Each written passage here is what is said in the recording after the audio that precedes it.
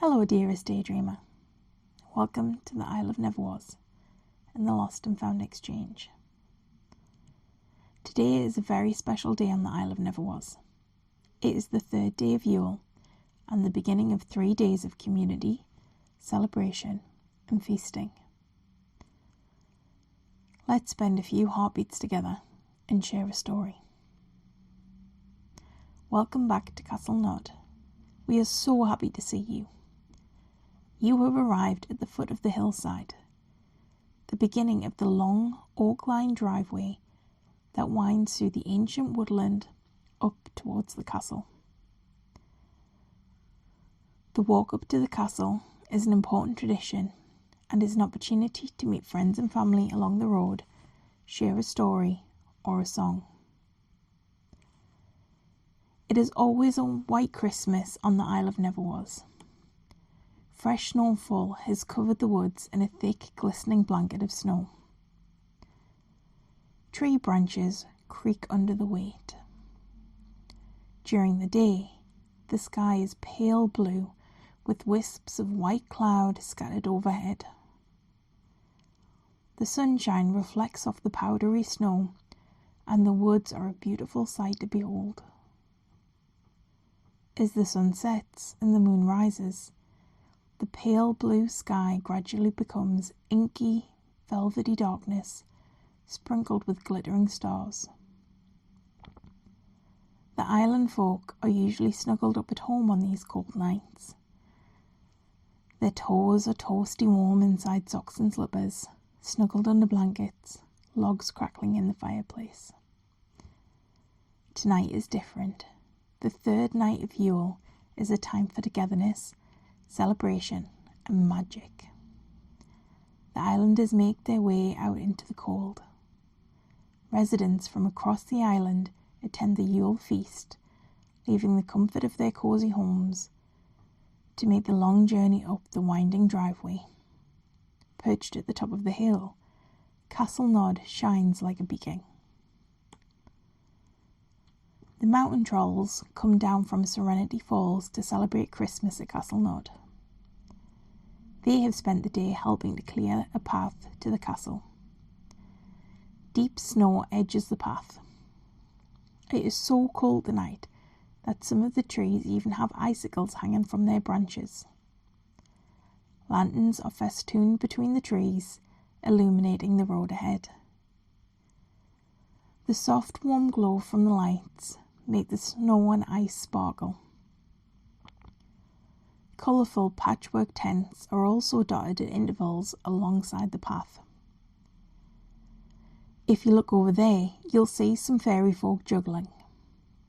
I didn't know that the Grumble Wumph could juggle, especially not 5 flaming batons. He rarely leaves his hut, preferring the peace and quiet of the woods. This is a special treat. There is an ebb and flow to the procession of islanders making their way to the castle to begin the Yule celebrations. There is no hurry to get there. The feast lasts for 3 days, and most visitors arriving tonight won't be leaving until the feast is over. Old friends and neighbours greet each other with waves, hugs and handshakes, lingering along the way to catch up on gossip, share a story or swap a kindness. As they meander up the hill towards Castle Nod, they might step inside one of the tents for a warm or some refreshments. Inside each of the colourful tents, you will find a log burner in the centre, wood crackling and glowing. In one of the tents, you can grab yourself a glass of hot cider or some roasted chestnuts. In another, you can get your fortune read or hear a story. There are wonders all along the roadside. Magicians, jugglers and acrobats. As an extra special treat, you might spot an enchanted snowman. The fairies use their magic to bring the snowmen to life. Fairies also use their magic to freeze bubbles. As you walk to the castle, you will see frozen bubbles drifting overhead and gently floating off into the dark depths of the forest. When they drift against tree trunks, the bubbles burst with a twinkle of bells. There is a buzz of anticipation in the air. The magical folk living on the island know that the community coming together for this celebration over Yule will amplify their magic and the magic of the island. There is a lot of festive cheer, and children run up ahead, excited to see the next wonder along the road to the castle. Neighbours help each other to carry baskets, packages and parcels. You may have noticed that some of the islanders have woolen blankets wrapped around their shoulders, and some even have pillows tucked under their arms. The feast lasts for 3 days, and it's not unusual for islanders to stay at the castle throughout the 3 days of feasting.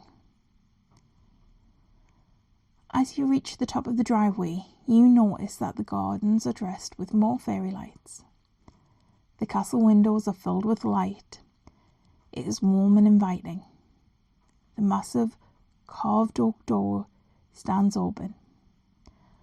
The archway around the door is decorated with branches of evergreen, woven with holly and mistletoe. Friends and family enter the castle, and they place gifts of food on the large dark wooden table.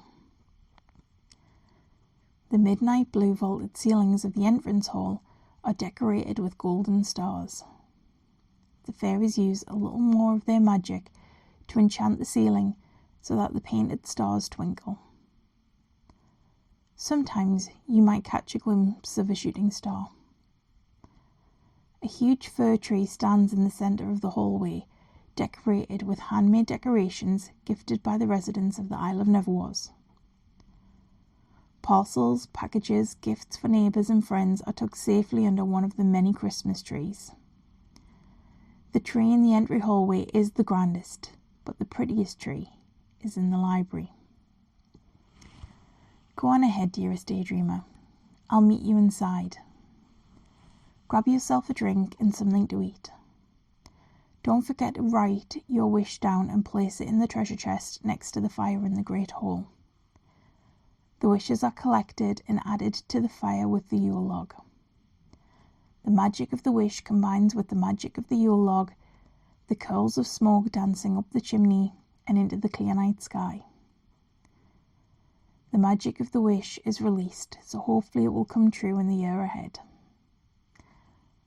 For my daydreamers, mischief makers, and restless souls, welcome to the Isle of Neverwas. You are home.